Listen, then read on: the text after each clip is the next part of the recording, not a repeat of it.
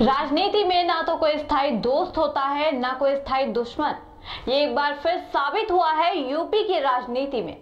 लगभग 2.5 दशक के बाद सपा और बसपा ने हाथ मिलाकर इस कहावत को सही साबित कर दिया है। कुछ समय पहले तक एक दूसरे को राजनीति का सबसे बड़ा दुश्मन समझने वाले दोनों दलों ने हाथ मिला लिया है। देखिए दोनों दलों के गठबंधन के राजनीति इतिहास पर हमारी खास रिपोर्ट।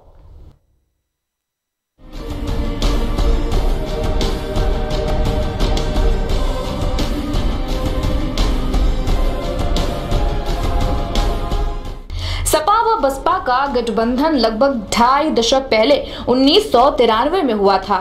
तब बसपा की कमान काशीराम और सपा की कमान मुलायम सिंह के हाथों में थी और अब बसपा की कमान मायावती और सपा की कमान अखिलेश के हाथों में है। हाँ, दोनों बार एक बात कॉमन जरूर रही कि वो दोनों भाजपा के खिलाफ ही एकजुट हुए। बात 90 के दशक की है, जब मंडल व कमंडल की राजनीति अपनी चरम पर थी। तब दो दल सपा व बसपा ने गठबंधन किया।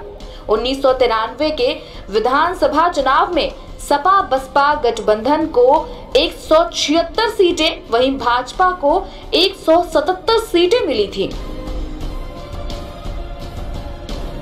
इस चुनाव में 6 महीने के फॉर्मूले के तहत मायावती मुख्यमंत्री बनी थी, लेकिन जब मुलायम सिंह के मुख्यमंत्री बनने का समय आया तो उन्होंने समर्थन वापस ले लिया था। इसके बाद 1995 में एक ऐसी घटना घटी जिसके बाद दोनों दलों के बीच तलखियों का पुल खड़ा हो गया। लखनऊ के वीआईपी गेस्ट हाउस में मायावती पर सपा नेताओं द्वारा हमला किया गया, जिसमें मायावती ने बार बार यही बयान दिया कि उस दिन उनकी जान लेने की कोशिश की गई थी। इस घटना के बाद बसपा व सपा एक दूसरे को सबसे बड़ा दुश्मन मानने लगे थे। इस गठबंधन के बाद मायावती ने भाजपा व कांग्रेस के साथ हाथ मिलाए, लेकिन हमेशा सपा से दूरी बनाए रखी। वहीं अब के परिदृश्य की बात करें तो हालात बदल चुके हैं। बसपा सुप्रीमो मायावती हैं तो सपा सुप्रीमो अखिलेश सिंह हैं। इसीलिए मायावती ने सपा से हाथ मिलाए और गेस्ट हाउस कांड से ऊपर उठने की बात कही। दोनों दलों ने गठबंधन में कांग्रेस को तरजीह नहीं दी, लेकिन रायबरेली व अमेठी की सीटें कांग्रेस के लिए छोड़ दी।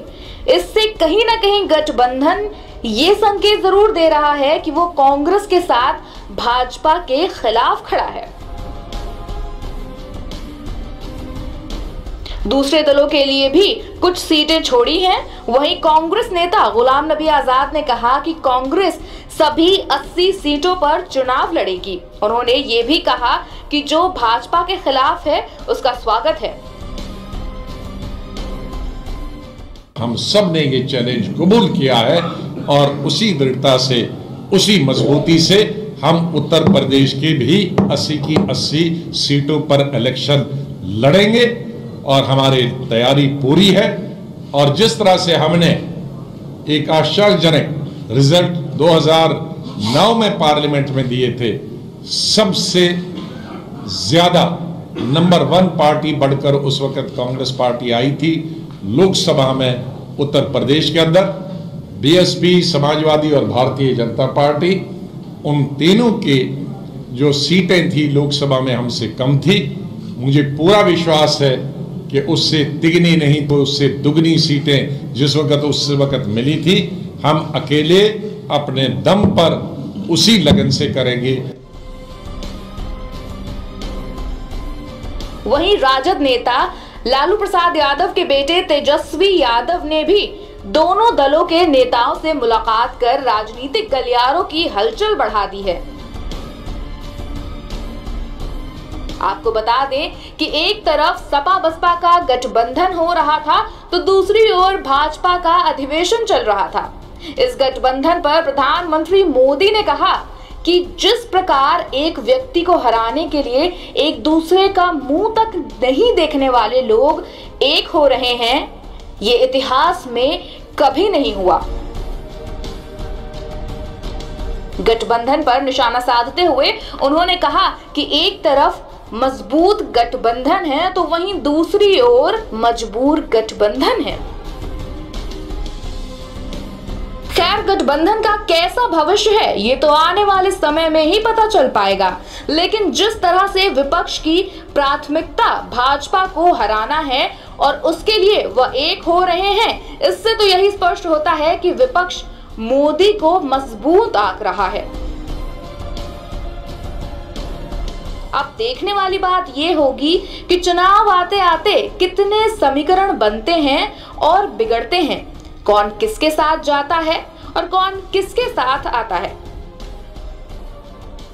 उत्तर प्रदेश में कल मायावती और अखिलेश से गठबंधन करने के बाद ऐलान करने के बाद आज कांग्रेस मुख्यालय पे गुलाम नबी आजाद ने भी अपनी सीटों का ऐलान कर दिया। उन्होंने कहा कि हम उत्तर प्रदेश की 80 की 80 सीटों पर अपना चुनाव लड़ेंगे और अपनी रणनीति हमारे साथ जो भी आने के लिए तैयार होता है, हम हर दल को अपने साथ लेने को तैयार हैं।